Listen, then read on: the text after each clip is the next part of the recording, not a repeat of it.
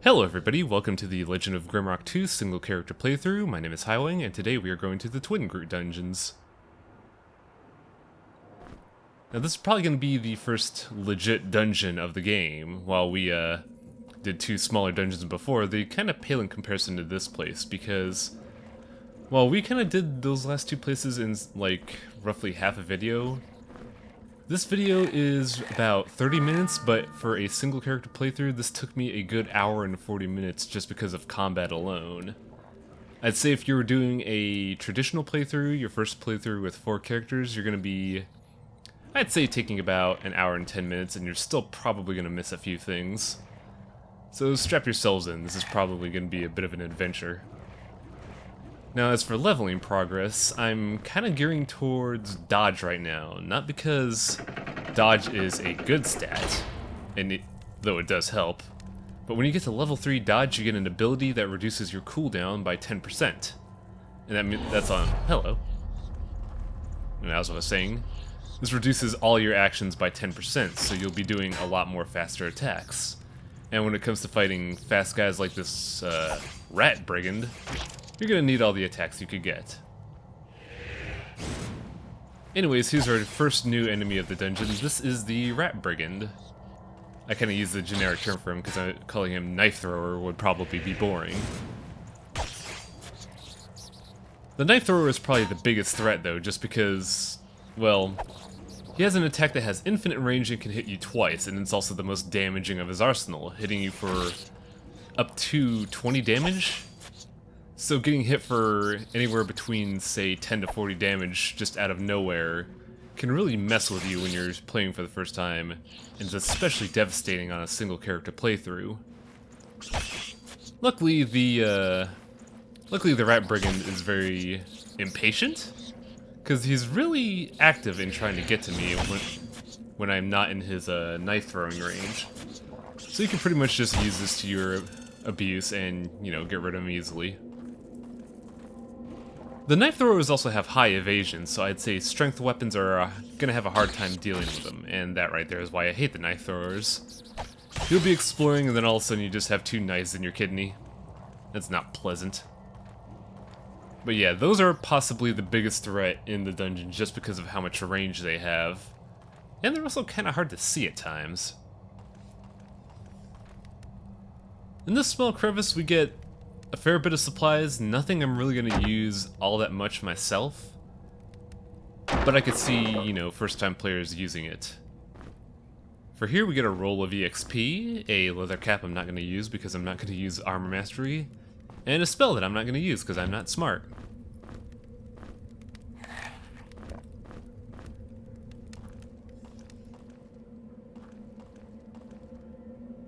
Now I'm saving here because, when they say there's no turning back, well, there's no turning back, but, I'm also kinda curious. Here we go. Now, I mentioned before that pits aren't death in this game, they're just merely avenues to new opportunities. And here, this is where this game teaches you that. Not only do we get a health potion, mainly as a way to, refund the cost of coming down here, but if you're attentive, you can find a secret. Now, I don't know if you could tell because we just kinda cut that fight quick, but that mummy was using his hand as a weapon. That doesn't really mean much, it's just an alternate model. Now, in the secret, we get 30 bullets and 3 firebombs. Now, while bullets are worthless to me because guns aren't great for a single playthrough, the firebombs are going to be really useful. I show them off to some effect here, but for the most part I use them all here but don't really show them because they're used in repeat fights.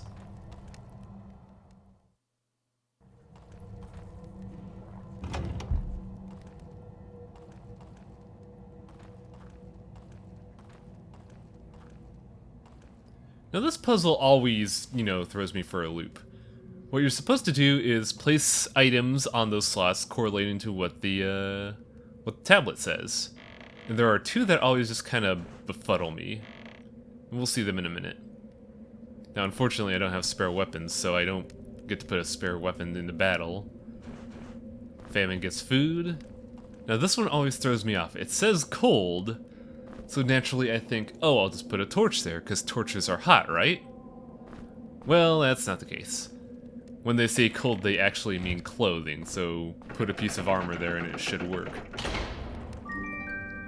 Now this secret, I have a hard time determining whether it's good or not.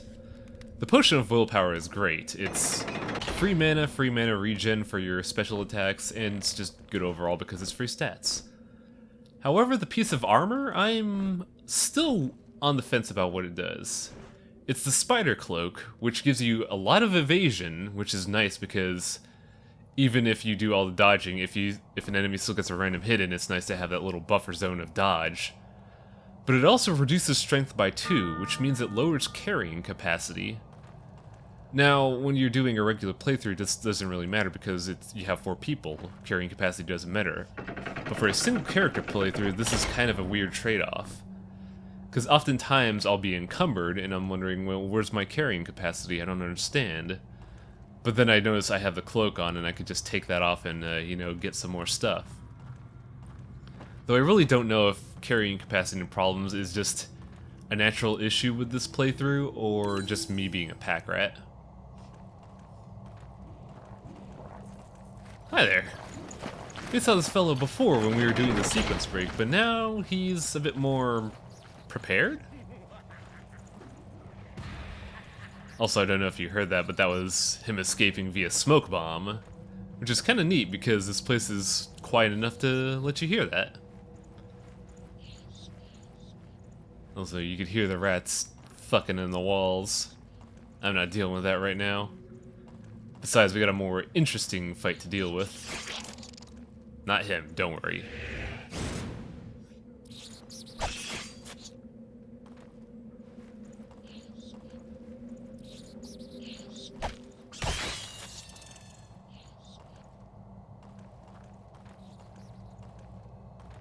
Now this side of the dungeon gives us a puzzle.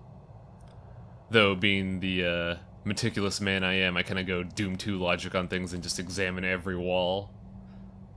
But this is the Philosopher's Stone puzzle. It's here to teach us things that we're going to be using later in the game. In the meantime, though, let's get a roll of EXP. Yes, delicious, delicious EXP. I do like that they keep the classic Grimrock puzzle of put a rock through a grating. It's kind of quaint, makes me smile. Also, this is the machete, it's a strength weapon. It would be good if you're doing a strength playthrough, but we're not. So, it's gotta go. Now, triggering that pressure plate activated this thing. Now, this game does have slide block puzzles, but they're not bad. They're actually used in many clever ways. But right now it's just teaching us the logic of orange is objective, blue is where you could go, press the little rune in the center of the block to advance. And over here, we have a small secret. Guarded by another one of these jerks. Why he was hiding in a closet, I'll never understand, but okay. This gets us a lockpick and armor we're not going to use. I keep, you know, casually tossing aside all this armor, but if you're playing any other build, I could see it being insanely useful. It's just not for my playstyle. I'm too reliant on evasion for that to be of any use.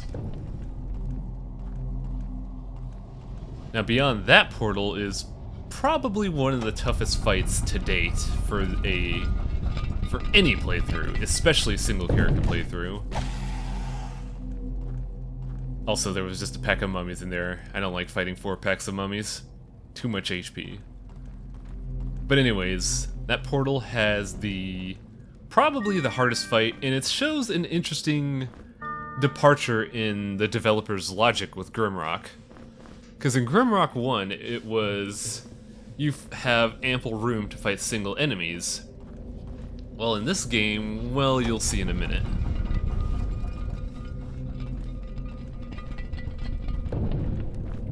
Also, take a torch, leave a torch. Don't got a lot of inventory space, buddy.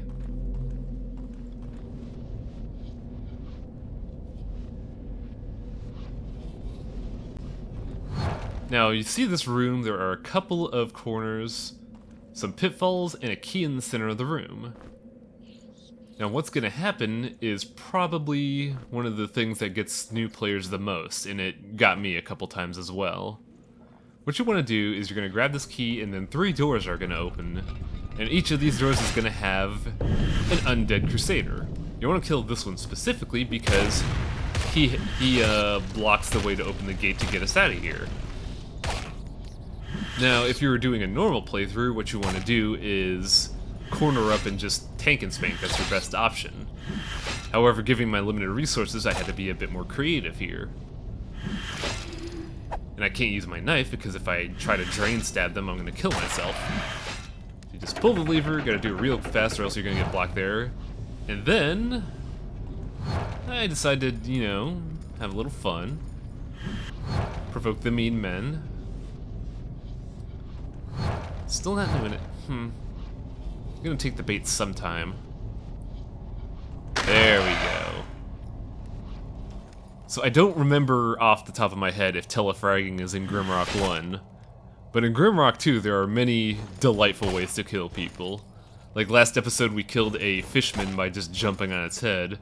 And now we just telefragged a bunch of undead crusaders. And doing that will make this fight so much easier because even though we it seems simple enough, we actually killed the harder pair because those two will get a lot more actions and deal more damage. And then once you get this guy on his lonesome, he's nothing. Just, you know, AI manipulate him around and he'll be a chump.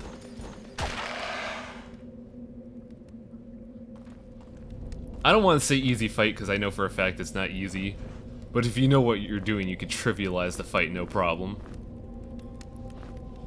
Also, we got a compass for this, as a prize for this.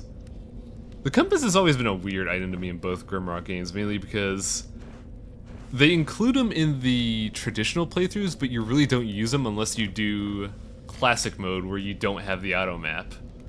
So I feel like maybe they should just make it a classic mode exclusive item instead of just, you know, leaving one to find whenever. Just enjoying some doughy EXP in the meantime. Now there is an alternate way to do this fight. Like, what I did now is kind of cheesy, but you could also do another thing just to, you know, alleviate the issue of the fight. And, well, I'd say it's a little bit easier, depending on how lucky you are. But I'd say it's more of a desperation move than anything. Also, I'm picking up this armor because I never really completed this set in any of my playthroughs.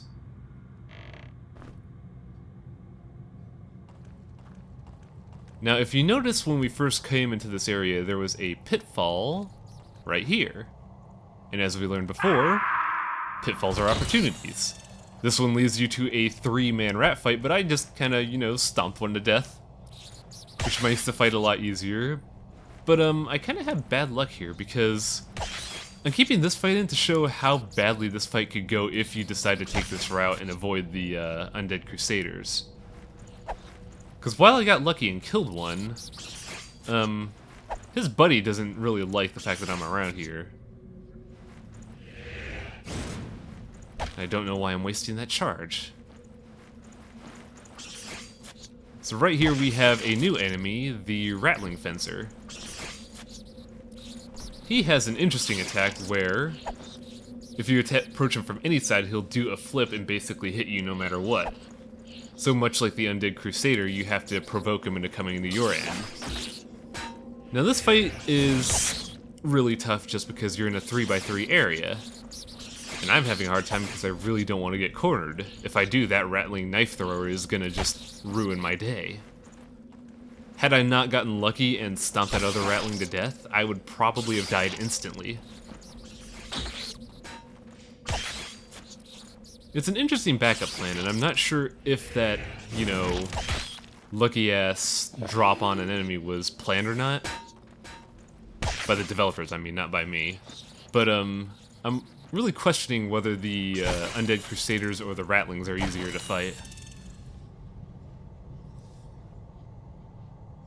I'm just sitting here stretching at this point because that was a pretty long fight. Now falling down here gets us a couple good supplies, actually. As I mentioned before, a pitfall is not death, it's a new opportunity. I should have pulled that lever because that opens the door out, but by coming down here we get 2 free health potions.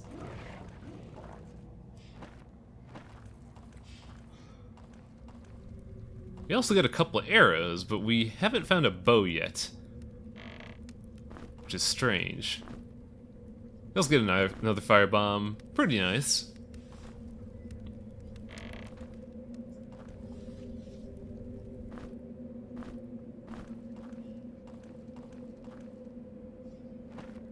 At this point, I kind of realize, wait a minute, don't I need to pull that lever? Sometimes when you play a game a lot, you just kind of, you know, forget the small things, and you feel kind of dumb in the process. And that's how you do one of the hardest early fights of the game. And I almost forgot, you know, a proper pair of pants, because every little bit helps.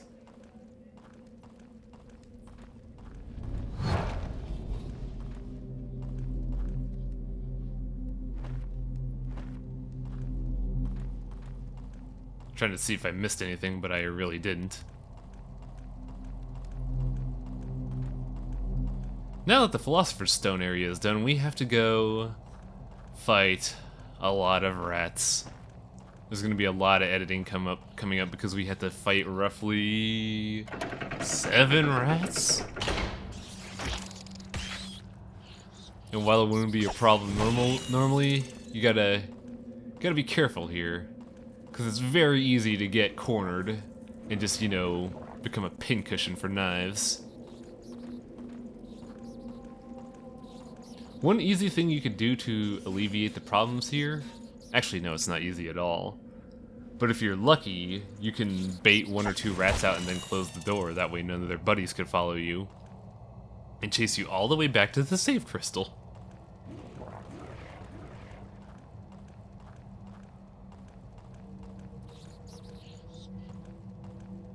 Once you get inside, though, there are a couple places you can, you know, dance around, get a couple kills in.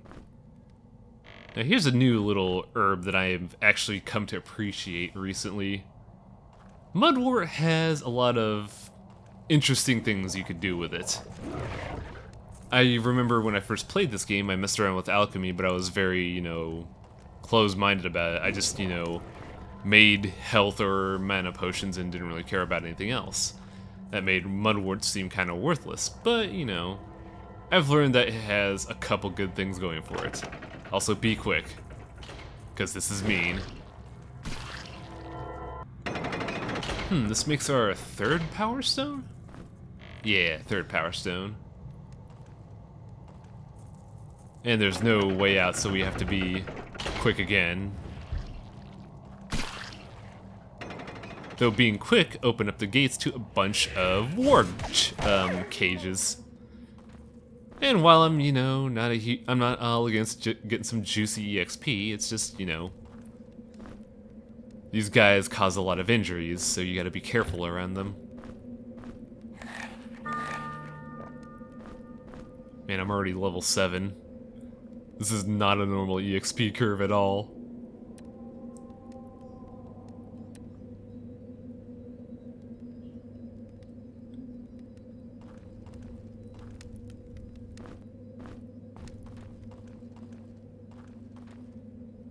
Yeah, the nest is probably going to be a place where new players make a lot of mistakes, mainly because there's just so much to deal with. Like, you have a bunch of new puzzles, a bunch of fights in tight corridors, and it's all, like, within a short time frame, so if you make one mistake, odds are you didn't habitually save as much as I've been doing, and you'll probably lose a lot of progress. The upside, however, is a lot of food. Food's great. Look at this. After 2 fights, I'm another level.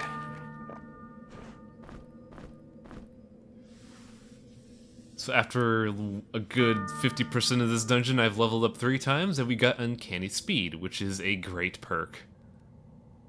If you ever have a frontline character in your game, you want Uncanny Speed just so you can get more attacks out. Also, fuck slow, let's go. This leads us to a den with technically three wargs, but one of them is a 2-pack.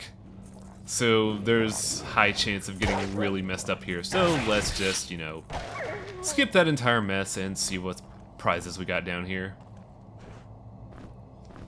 Unfortunately, due to that whole fight and my bad luck, I injured one of my arms.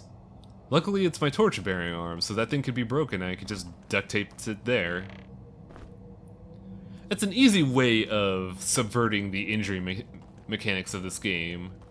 Arm injuries aren't that bad once you realize what's going on.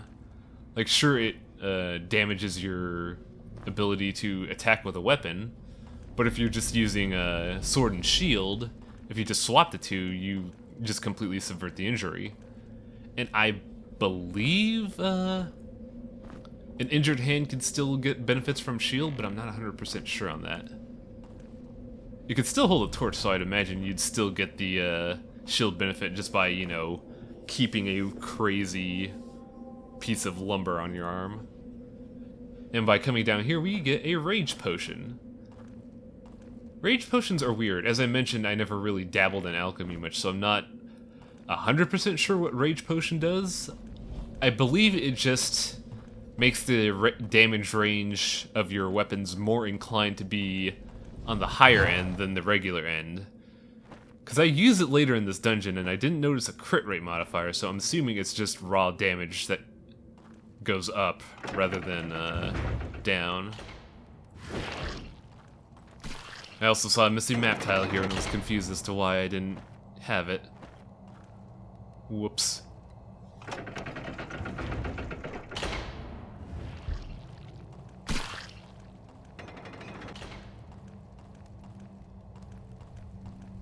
And I believe, for the most part, that is the nest done.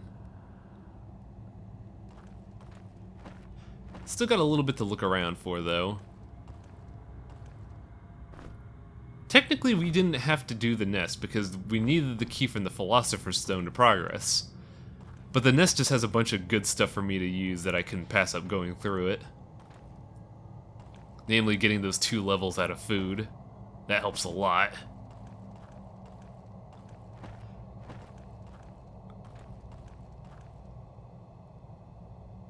Now, if you remember before, we met our friend, the leprechaun?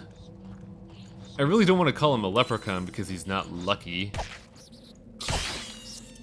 He's also very greasy if you, like, look at his model and listen to him. But let's see where he was, you know, teasing us to find him at.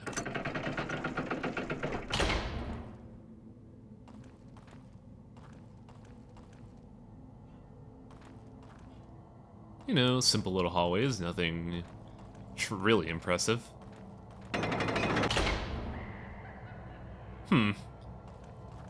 Sounds like he has plans for us.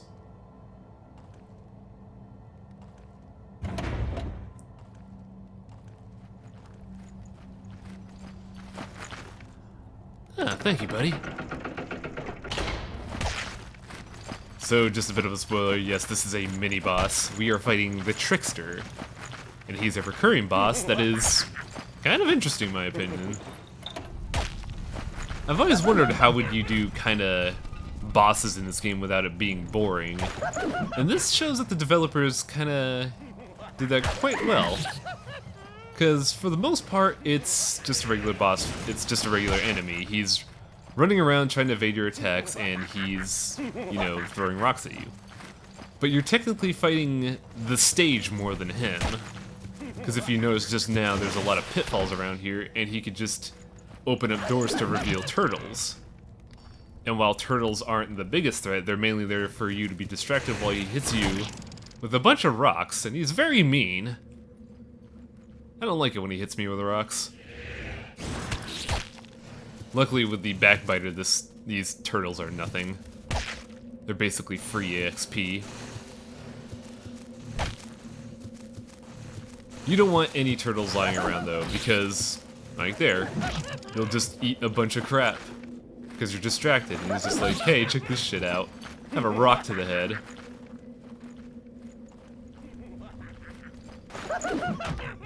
It's very hard to get a good angle on him here if you're going melee. Because if he gets you in one of these like little single tile hallways, he has a distinct advantage against you. And it's so hard to get in. And here's me using the enrage potion. And missing.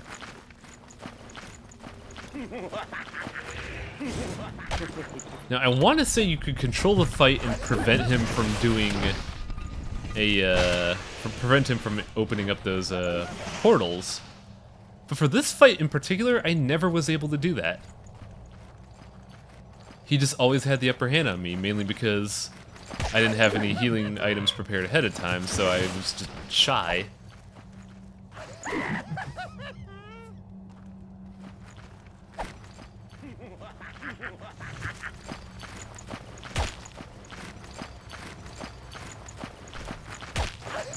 God, I mentioned before that this dude is really greasy, and his movement motion sounds so gross. If you just hear him squishing all the time, it just sounds like he's wet 24/7. And this is me realizing I'm damn near dead and trying to get away. So oddly enough, even though this is a mid-boss and a very tough one, I can just sleep off my wounds. Whatever. Back to the fight. Most bosses won't give you the time of day to sleep. They're very aggressive, and some enemies have backup as well that will hunt you down.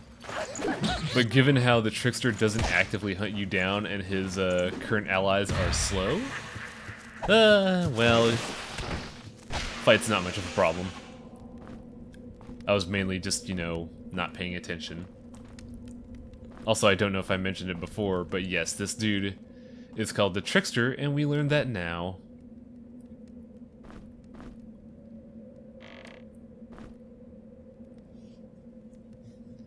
Never trust leprechauns, kids. They're jerks.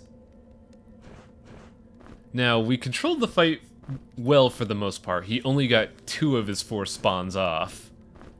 However, turtles are great meat. So while I level up and get another point, this time in alchemy so I can make healing potions,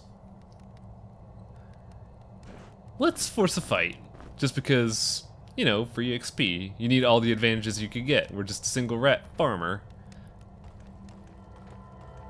Now if Trickster managed to get in here, it's kind of a tricky fight. You can actually use the Power Stone to control the fight and have some breathing room. But odds are if he gets in here, he's gonna pull this lever and just summon a bunch of turtles.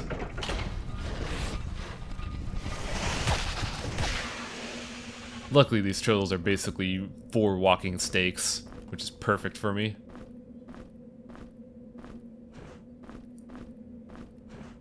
So would you believe me if I said in the past 20 minutes I got 4 levels? I completely got what I needed out of dodge, I got a point of alchemy, and now I'm going to put a point in concentration, mainly because while we're not going to be specializing in magic, there is some good utility spells in the neutral magic path that will help out a lot.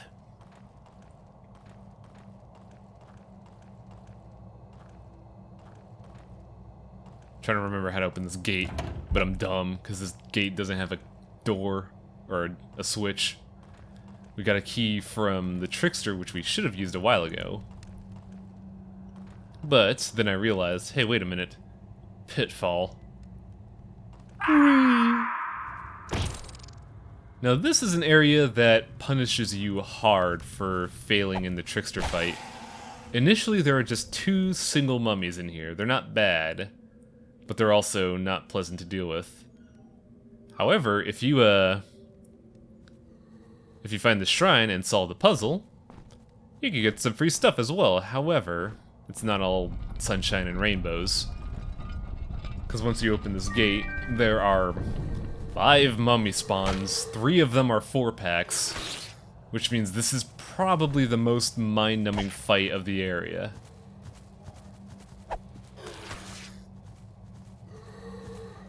Now I'm keeping a little bit of the first fight in here just because since there's 6 dudes and space is limited, there's a trick you could do to manage this fight, and it's not this. If you're ever in trouble, you could just come out here, take a little bit of a beating, but if you remove one of the foodstuffs, the door closes. So you could just, you know, lure every zombie out. Now there is actually a legit reason for doing this. There is a clue for this, but I forgot to pick it up when I was exploring. A clue that I'm going to find later on in the video will make mention of seeing a shrine downstairs, which is this area. And the shrine has a health up. Typically when you play this game for the first time, you're going to see this and think, well, who am I going to put this on? I'm thinking I'm going to put it on my tank because he's going to be able to take a beating. But for me, well, the single character playthrough is great because I'll just eat every positive potion and become a god rat. We also picked up a speed potion. As I mentioned before, alchemy is pretty good, and speed potion is a neat little thing that you can make from alchemy that I probably won't utilize until way in the end of the game.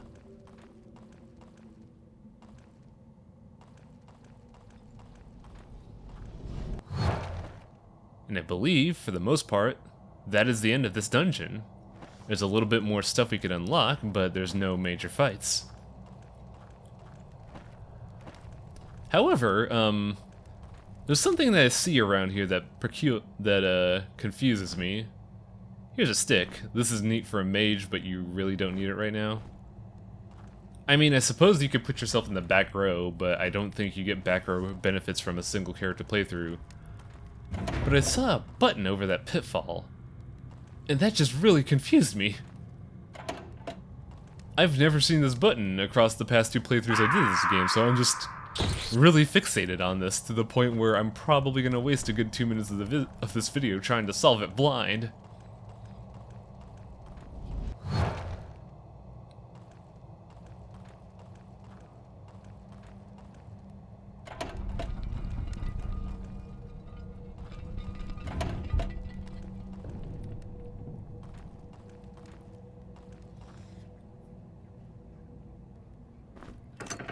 And while I do unlock the thing, I just kinda break these barrels and then kinda have a realization like, I wanna fucking solve this. I'm not gonna let this puzzle go by. What's happening?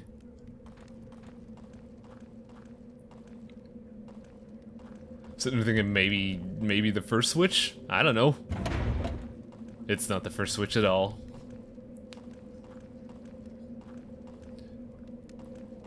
Now the thing about puzzles in this game is that they're not really disjointed.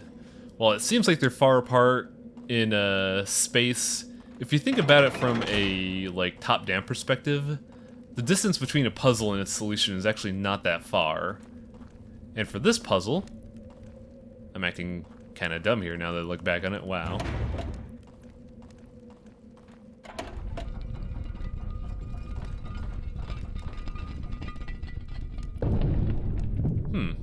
That was a turtle spot. I don't think there was anything in there to begin with.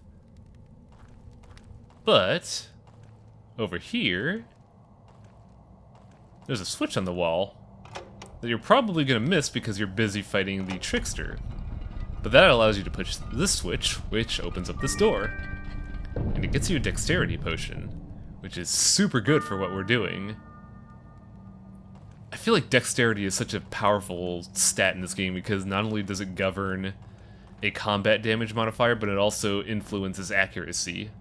So there's just a real huge motivation to build into dexterity. Also, we got shurikens. Those are the tier 2 throwing items. You throw them and they do ninja things. Not really much to explain. Now here's the clue I was mentioning before.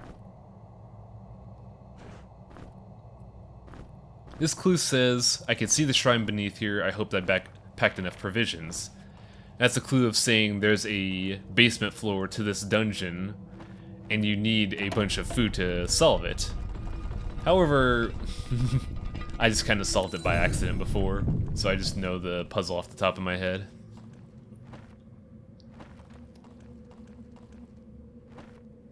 And that ends Twin Groot Tunnels. Dungeon? I don't remember the place of this. You could actually see the name of the dungeon on the map itself if you zoom out enough, and I'll probably label the video as such, but I just kind of call it Twin Groot Dungeons because it's simple. And now we're out here. You'd think we'd be done with fighting and all, but there's these two little jokers here that I gotta take care of. And gives ourselves a free prize.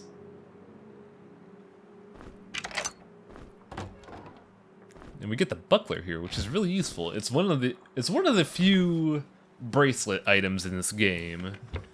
And I didn't find this on my test playthrough, but looking back I could see how useful it would be until way later in the game when you actually start getting bracelet items. But now that we have 4 power stones, let's see what this is all about.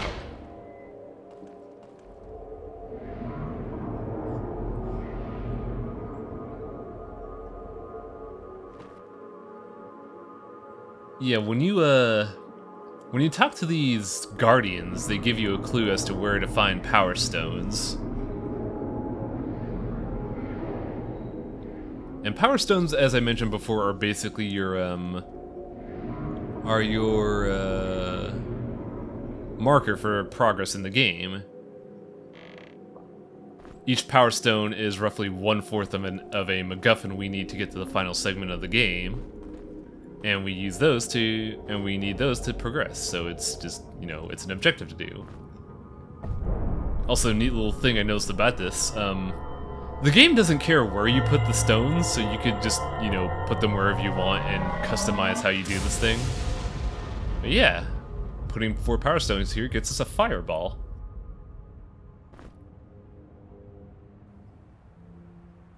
And with that, we are roughly 20% through the game. Not bad, actually. We're making a pretty good pace for a single character playthrough. But next time, we'll go check out those areas that I just kind of skipped over before. So I'll see you then.